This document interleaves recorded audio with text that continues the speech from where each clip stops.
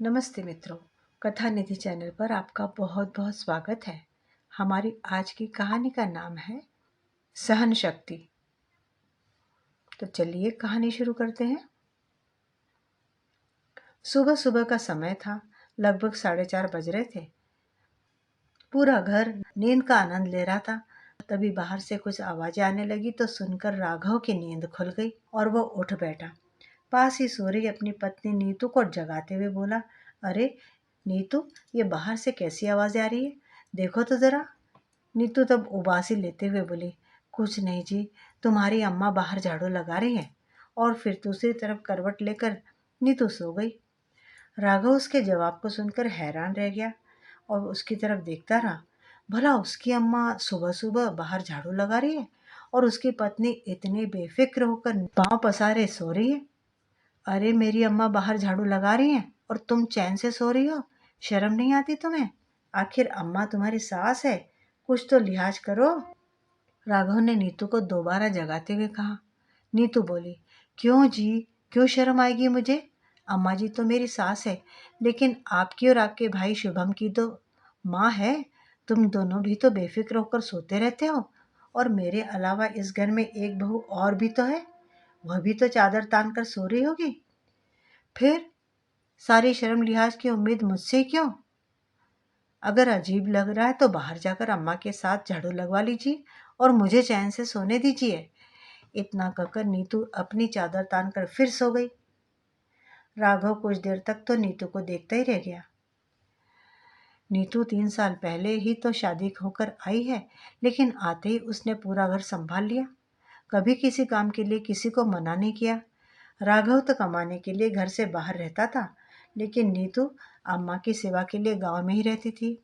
घर में छोटा भाई शुभम और अभी 4 महीने पहले ब्याह कर आई उसकी पत्नी सिमरन, एक छोटी बहन मुनमुन और अम्मा ही तो थे। हाँ, अम्मा का स्वभाव थोड़ा गर्म है ज़रूर, उनसे बर्दाश्त भी बहुत कम होता है। उनकी सहन शक्ति बहुत कम है, जो मुंह पर आता है बोल देती है। ये भी नहीं देखती कि सामने वाले के दिल पर क्या गुजरती होगी। पर फिर भी नीतू ने कभी पलटकर जवाब नहीं दिया। फिर अब क्या हो गया है? राघव को यकीन ही नहीं हो रहा था कि यह वही नीतू है जो अम्मा के उठने से पहले उठ जाया करती थी और सुबह से लेकर रात तक, देर रात तक सबकी सेवा में लगी रहती थी। अभी महीने भर पहले ही तो जब वह यहाँ से मुंबई गया था, तब तक तो सब कुछ ठीक था। फिर आखिर इन कुछ दिनों में ऐसा क्या हो गया कि नीतू इतनी बेफिक्र हो गई है और पांव पसारे सो रही है? आखिर जब राघव से रहा ही नहीं गया तो वह खुद ही उठकर बाहर आ गया और अम्मा के हाथ से झाड़ू छीनकर बोला, ला अम्मा, मैं लगा देता हूँ झाड़ू, तू जाकर आराम कर। अम्मा ने उसे ऊपर से नीचे घूर कर देखा और कहा, अब यही दिन देखने बाकी रह गए हैं कि तू झाड़ू लगाएगा? इस महारानी को नहीं बोल सकता था तू? आजकल उसके बड़े रंग ढंग बदल गए हैं। जब से छोटी बहुरिया आई है, अपने आप को पता नहीं क्या समझने लगी है। अब रहने भी दो ना अम्मा, मैं ही लगा देता हूँ झाड़ू। ये कहकर राघव ने बात टालते हुए झाड़ू झटकार कर झाड़ू लगाने लगा। अगर बेटा बीवी को कुछ कहने की जगह खुद ही घर के काम करने लग जाए, झाड़ू लगाने लग जाए, तो भला कौन माँ सहन कर सकती है? सो राघव की अम्मा भी शुरू हो गई और आवाज को तेज करते हुए जानबूझकर बोली, ताकि अंदर सोई हुई नीतू को भी सुनाई दे जाए। अरे तू रहने दे बेटा, अभी तो मेरे हाथ पैर चलते हैं, टूटे नहीं है जो तेरी बीवी की मोहताज बनूंगी। शर्म नहीं आ रही उसे? यहाँ पति झाड़ू लगा रहा है और मैडम खुद आराम से बिस्तर तोड़ रही है। घोर कलयुग है भाई। इधर नीतू को सब कुछ सुनाई दे रहा था, लेकिन उसके बावजूद भी वह बाहर उठकर नहीं आई। आखिर वह अब फैसला चाहती थी, छोटी बहू को प्यार और बड़ी बहू को दुत्कार। आखिर कब तक? आखिर कब तक सहन करती वह इस सब के लिए तो पहले से ही तैयार थी। आखिर यह सब अम्मा जी का ही तो किया कराया है। जब से वह शादी होकर आई थी, अम्मा जी ने कभी भी उसे प्यार के 2 बोल नहीं बोले। कई बार तो उसके माँ बाप तक पहुंच जाती थी, लेकिन नीतू यह सब कुछ बर्दाश्त कर जाती थी। यहाँ तक कि पति बाहर कमाने जाता तो 4-5 महीने में एक ही बार आ पाता। नीतू को इस बात का भी सब्र था, पर नई बहू के आते ही अम्मा जी ने जो रंग बदला, उसकी तो उसे उम्मीद ही नहीं थी। राघव उसके लिए जब भी बाहर से कोई नया कपड़ा लेकर आता तो अम्मा जी उसे यह कहकर पहनने नहीं देती थी कि तेरा पति तो बाहर रहता है, भला किसके लिए सज संवर कर रहेगी, फालतू ही नए कपड़े खराब करेगी। और फिर वह कपड़े ले जाकर अपनी पेटी में रखवा लेती।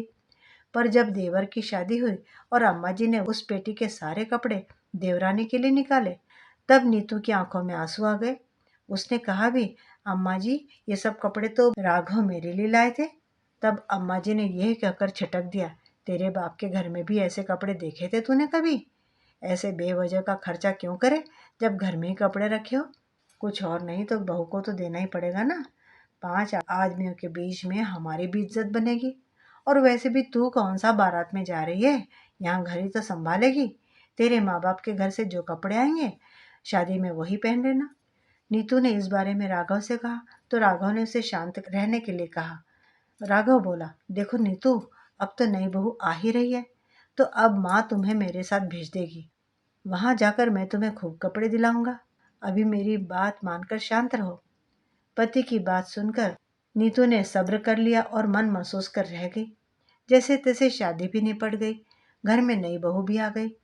सच कहूं तो बहू तो वही थी, नीतू तो उसके सामने नौकरानी ही थी। इतनी इज्जत अम्मा जी ने कभी नीतू को तो दी ही नहीं थी। 1.25 महीने तक तो अम्मा ने उसे रसोई में लगाया तक नहीं, ये कहकर कि नई बहू है, थोड़ा सा उसका लाड़ चाव भी तो कर ले।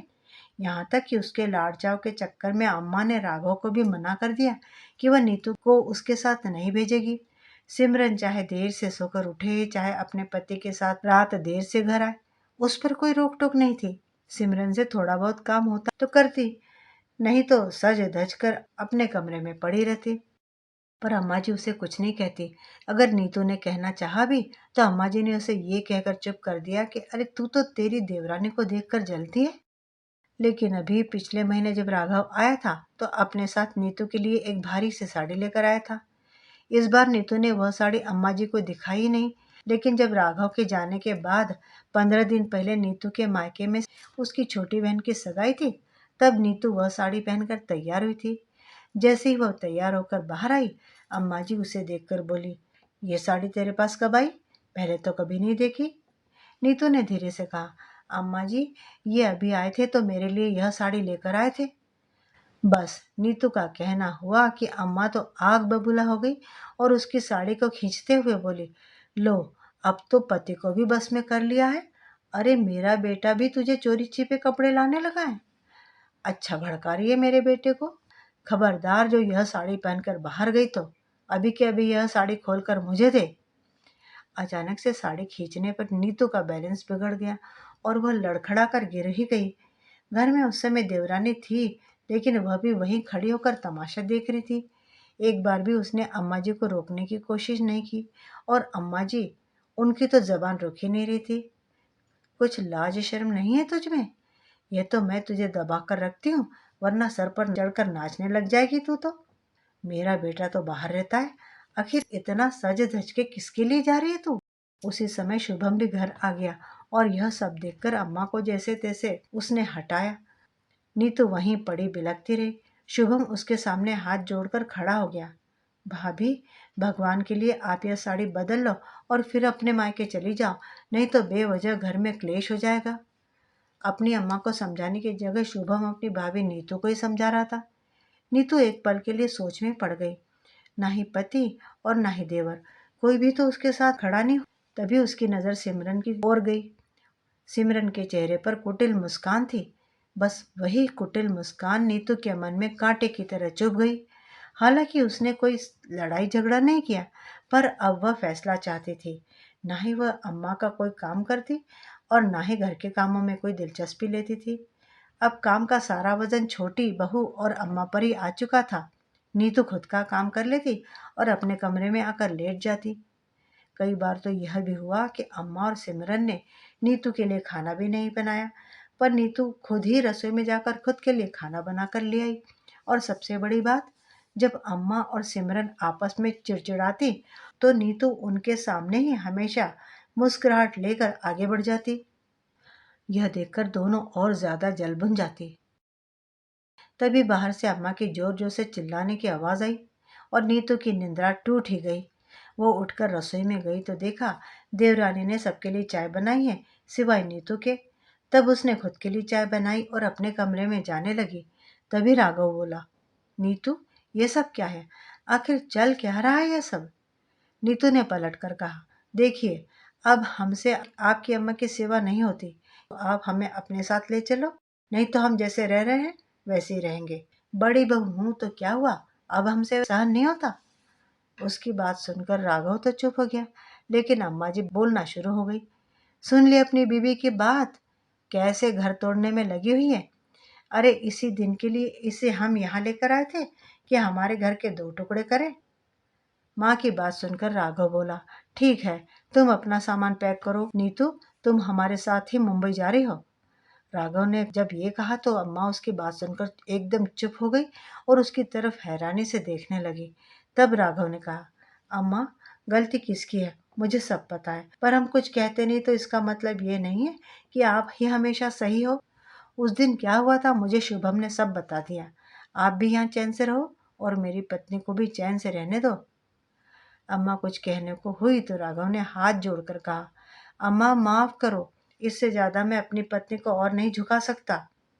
ये सब कहकर राघव अपने कमरे में चला गया। नीतू और राघव दोनों उसी शाम वहां से रवाना हो गए। अम्मा अपना मुंह फुलाकर बैठी रही। शुरू शुरू में तो लोगों के सामने जमकर बड़ी बहू की बुराइयां की, पर समय के साथ उन्हें समझ में आ गया कि जो सेवा बड़ी बहू ने की है उनकी आज तक, वो कोई तो क्या ही करेगा, और छोटी बहू तो बिल्कुल भी नहीं कर सकती। जो बड़ी बहू ने सहन किया है वह छोटी बहू बिल्कुल भी नहीं करेगी। आज अम्मा जी का स्वभाव धीरे धीरे नरम पड़ चुका है, क्योंकि वह जान चुकी है कि उन्हें रहना तो छोटी बहू के साथ ही है, क्योंकि इतना कुछ होने के बाद बड़ी बहू तो अपने पास बुलाएगी नहीं उनको। अब जब भी बड़े बेटे बहू घर आते तो अम्मा बहुत प्यार से बात करती, अपना रिश्ता सुधारने की कोशिश करती। नीतू भी अब जो कुछ हुआ धीरे धीरे भूलने की कोशिश कर रही है। मित्रों, उम्मीद करती हूँ कि कहानी आपको अच्छी लगी होगी। कहानी के बारे में अपनी राय ज़रूर कमेंट बॉक्स में लिखिएगा। चैनल पर नए हैं तो चैनल को भी सब्सक्राइब कर लीजिएगा। बहुत बहुत धन्यवाद।